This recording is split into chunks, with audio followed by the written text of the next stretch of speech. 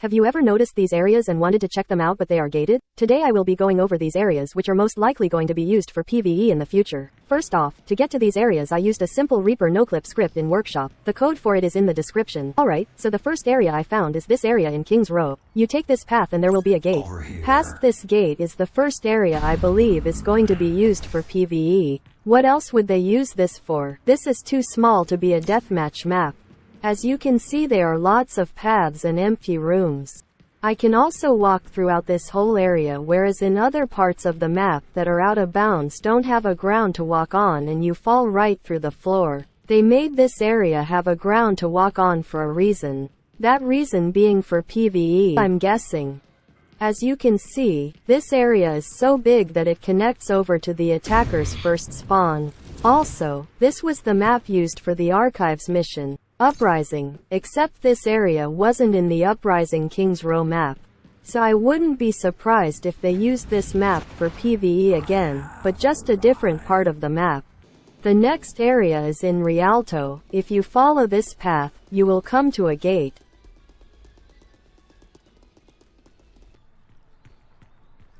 Past this gate is the next area, which will probably be used for PvE. As you can see, it looks nice and was very well designed. The designers must have took a long time on this area because of all the details and how big this area is. There are lots of bridges, areas with nothing added yet, and some empty rooms. There are also some high ground spots. This area is also too small for a deathmatch map, but this seems like the perfect place that PvE battles would take place. It's big, open, and has some empty rooms, which the enemies will probably come out of. This map was also used for the Archives mission, Retribution, except this area never existed in the Retribution version of this map.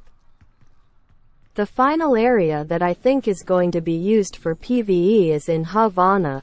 If you take this path you will arrive at a large gate that you can't see past. If you go past it you will find the final area. This area has a giant tower in the middle, as well as lots of high ground, bridges, and lots of empty rooms, much like the other two areas. This map was also used for an Archives mission called Storm Rising. What I think is interesting is that each of these maps were used for an Archives mission.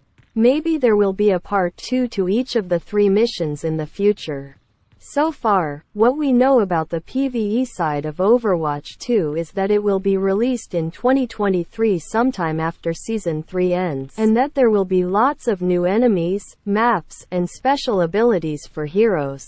They may release this PvE update on the day the Archives event comes out because most of the PvE is going to be based on backstories and showing teams like Talons, Blackwatches, and Overwatch's side of the story. If you want to see more videos like this, I will be posting a video about the secrets of Havana soon. I hope you enjoyed.